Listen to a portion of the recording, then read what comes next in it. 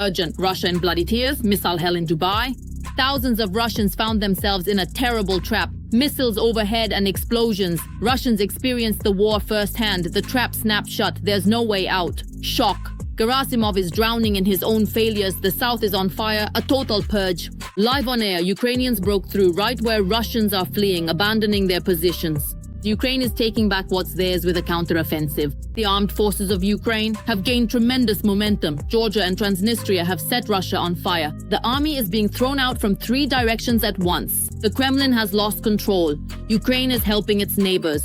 Lukashenko is panicking, clutching his suitcases. Things are heating up in Minsk. A triple blow to Putin. All this and more in our upcoming report. Hotspot.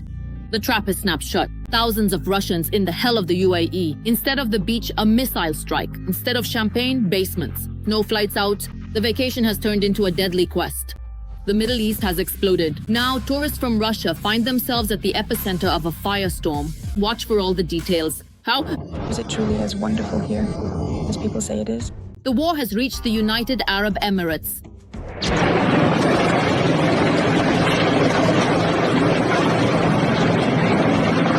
Just yesterday, there was blazing sun, pools, and skyscrapers. Today, there are reports of Iranian missile strikes.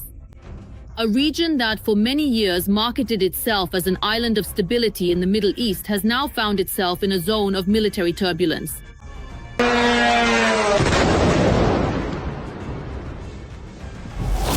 This is felt especially painfully by tourists from Russia. Yet another. Since 2022, residents of Arafia began moving en masse to Dubai. They opened bank accounts, bought real estate, moved their families.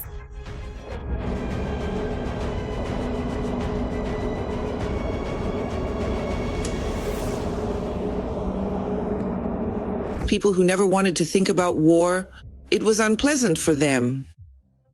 They weren't interested in it. They had other things to worry about. They wanted to live their own small lives or big lives with big money. Dubai is a well-known refuge for people who didn't want to think about war. And it came to them. What Russians have been inflicting on the whole world for years caught up with them in the Persian Gulf. And so here we are at 1 a.m. in a bomb shelter. Those who just yesterday were saying we're outside of politics. Now politics has come to them itself. Drones and missiles are flying. They landed right next to our house. We are in the Palm Jumeirah area in Dubai. And today, just recently, a notification came from the Dubai police that everyone should hide in shelters, meaning in parking areas or bomb shelters, which don't even exist in Dubai. Nothing like this has ever happened here before. On February 28th, Dubai came under one of the largest attacks ever. Drones and missiles were falling practically in the city center. The Fairmont, the Palm Hotel on the artificial Palm Jumeirah Island, came under fire.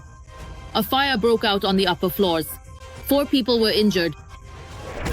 Demon Hairman is engulfed in raging flames. Oh my goodness, I cannot believe it. What an absolutely terrifying nightmare. The legendary Burj Al Arab was also attacked. After a drone strike, part of the facade caught fire. We just had something burn up in the sky here, something inside. There's some kind of fire there.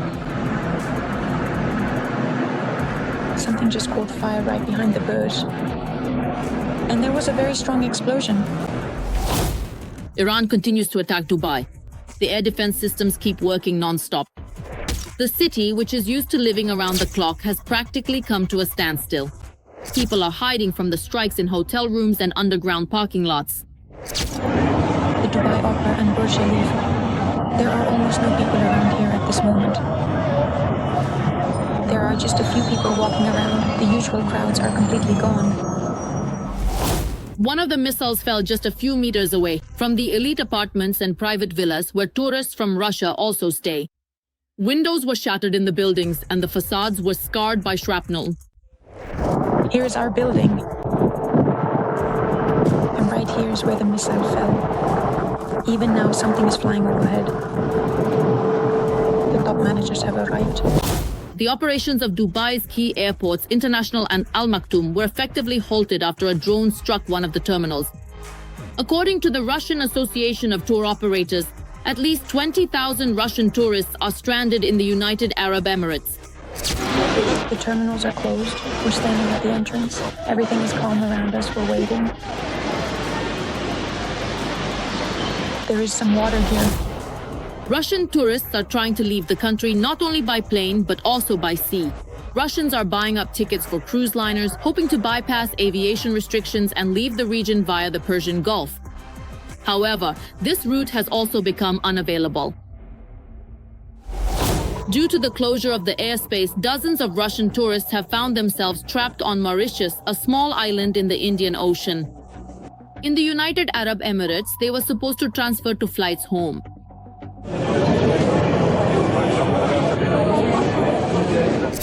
Meanwhile, the Russian Consulate General in Dubai has issued a memo for fellow citizens. Against the backdrop of escalating tensions in the region, we ask that you remain calm and observe reasonable safety precautions, the statement published on the consulate's Telegram channel says. An instruction was also attached: how to protect yourself in case of drone, aviation, or missile threats. They also provided several practical tips.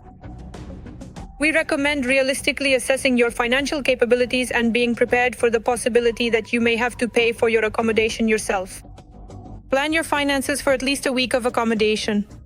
If you run out of money, try to use the internet at the hotel to search for alternative accommodation options. And while some tourists are panicking and dreaming of being home, others continue to enjoy their vacation, as if nothing is happening around them. They sunbathe on the beaches, swim in the sea, and build sandcastles with their children, all against the backdrop of flying drones and rockets.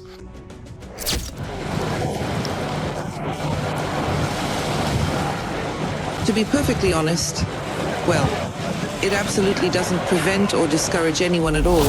Dubai, which for decades has built an image as a safe and stable center of the world, now finds itself drawn into a major conflict, where even luxurious resorts and gleaming skyscrapers can't guarantee distance from geopolitical strife. A total sweep of the south, the occupiers are fleeing, abandoning everything, and Ukraine is reclaiming its own live on air. The counteroffensive is gaining incredible momentum. Hundreds of square kilometers are returning to Ukrainian control. Every day, new territories are in the hands of the defenders while the occupiers are in panic. Their defense has collapsed like a house of cards. Watch all the explosive details right now. Ukraine's defense forces are successfully advancing in the Alexandrovsk direction, recapturing one settlement after another from the enemy.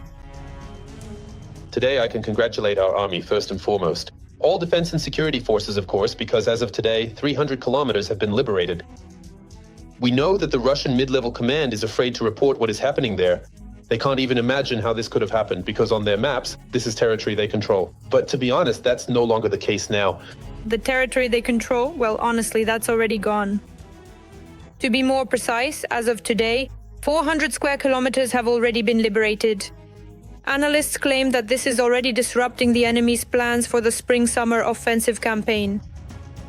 Now it is moving toward Huliaipol and further west into the deep rear of the Russian Federation in order to, so to speak, cut off the enemy forces that tried to push too far into the Dnipropetrovsk and Zaporizhzhia regions. And now they are suffering huge losses in personnel. And the most remarkable, the most important thing in this situation, friends, is that the offensive is developing without stopping. This is the first, the most significant, the most important factor that Ukraine has taken the initiative. The Russian Ministry of Defense stated that this has nothing to do with the disconnection of Starlinks, and in general they were used by the Russians solely as a diversionary maneuver. The disconnection of the Starlink terminal did not affect the command and communication system for troops and units in the area of the special military operation.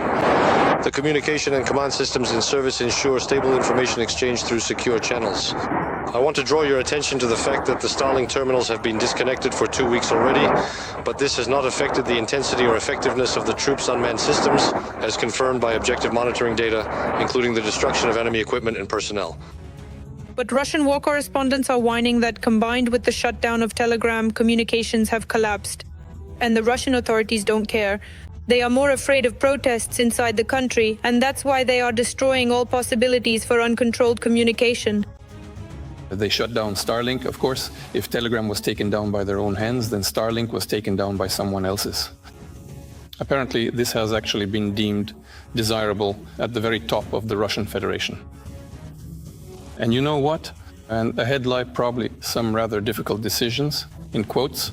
So our authorities have decided that it's better if the troops have a hard time.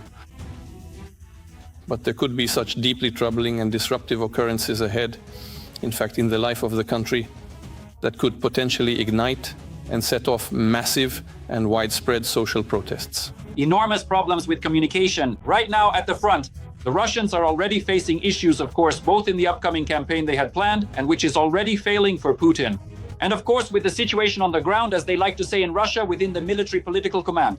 If we are talking about these offensive actions by the armed forces of Ukraine in the southern direction, Partners will increase the supply of offensive weapons to Ukraine as well as air defense systems to more effectively protect the rear. There will also be increased support for drones. This concerns deep strikes and basic supply levels, including for the fairly effective drone assault units. There will also be certain announcements regarding laser-guided artillery. That is, we plan to increase the supply of this artillery, or more precisely, to receive more of this type from our partners. Artillery. it's clear that as soon as Putin loses this trump card, as soon as his missiles and drones can no longer reach their targets, his war, it will become even more problematic for him, because these strikes are still being shown on television and in Russian Telegram channels. But when even that is gone, what will he have to boast about? What will he show and demonstrate? And most importantly, what will he use to threaten? Nothing at all. In Russia, they immediately started whining and made up a story about supplies from Europe, nuclear weapons, and planning terrorist attacks against gas infrastructure. Well, now the media is already reporting probably their attempts or intentions to even use some kind of nuclear component.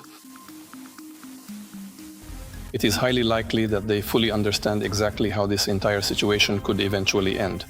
Furthermore, at this very moment, our sensitive operational information is also starting to appear across various media outlets. It must be quite confusing probably if you haven't yet had a chance to see anything, but it's actually about a possible explosion that's been reported of our gas systems on the bottom of the Black Sea. This is the so-called Turkish Stream, and the Blue Stream, they just can't calm down about them.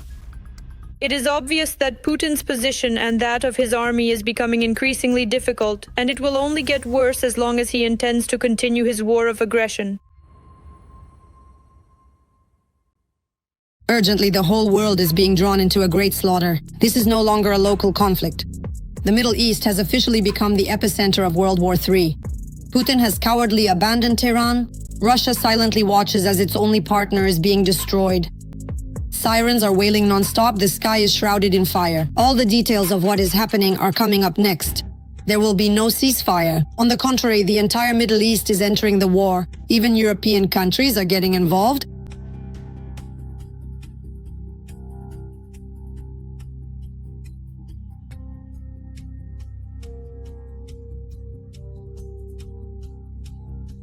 Iran has officially refused to negotiate with the US, and Tehran is prepared for a long war. Moreover, they are attacking everyone indiscriminately. The UAE, Saudi Arabia, Qatar, Bahrain, and Iraq have already come under attack from Tehran. Even the British Akrotiri Air Base in Cyprus was targeted. A drone flew there.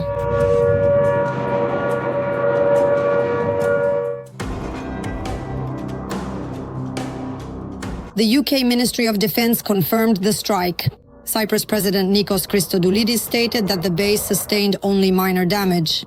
I want to make it clear, our country is in no way involved and does not intend to participate in any military operations.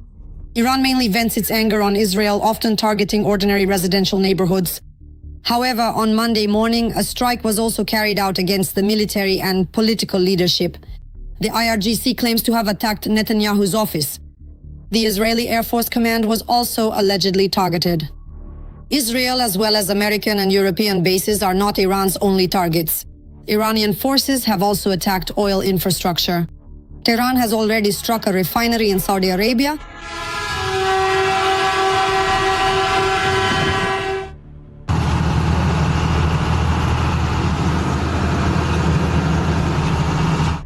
There are also reports of a drone attack on offshore oil platforms in the United Arab Emirates. Due to the strikes on the oil industry, as well as uncertainty regarding the operation of the Strait of Hormuz, which is controlled by Iran and through which most tankers pass, the price of black gold has soared to over $80 per barrel. Usually about 1/5 of the world's oil and liquefied natural gas passes through the Strait of Hormuz every day. Iran has stated that the waterway remains open. However, it also confirmed attacks on 3 oil tankers on Sunday. We are in the tower. Guess? Israel and the United States effectively control the skies over Iran and continue to methodically destroy its military and defense infrastructure. In response, Iran officially stated that it does not plan to develop missiles capable of reaching U.S. territory. But strikes on American bases abroad are called a justified response. You said that your missiles cannot reach the United States. You are not seeking to reach the US, but you also said that it would be necessary as part of self-defense. Just to be clear, do you guarantee that Iran is not building and will not build missiles capable of reaching the United States? I can confirm that, yes. Sir, if that is a red line for you, why are attacks on American air bases abroad justified? Because they attack us. But the countries that have suffered from Iran's strikes clearly do not see any justice in this. With its actions, Tehran has only increased the number of its enemies. The UAE and Saudi Arabia are already joining the war against Iran. Both countries have strongly condemned Tehran's actions and warned of the consequences of further violations of the sovereignty of neighboring states. And even France is ready to enter the war. France is prepared in accordance with the agreements that bind it to its partners and the principle of collective self-defense provided for by international law to participate in their protection. The only country not ready for active measures is Russia. There, they once again stated that they are in constant contact with the Iranian leadership. Simply put, they're keeping their finger on the pulse but have no intention of taking any action. It was said in China as well. In the Celestial Empire, all parties involved in the Iranian conflict were urged to cease military actions and prevent further escalation. The US and Israeli strikes on Iran violated international law, and China is deeply concerned about the consequences for neighboring countries. Analysts say the next 48 hours will be decisive. Either the Iranian regime will capitulate or there will be further escalation. After the death of Ayatollah Khamenei, protests in the country intensified. There are also reports of tensions between the regular Iranian army and the Islamic Revolutionary Guard Corps. The risk of nuclear escalation is extremely high. In addition, Iran has announced that a nuclear facility in Natanz has been hit. The IAEA warns of the risk: radiation leaks,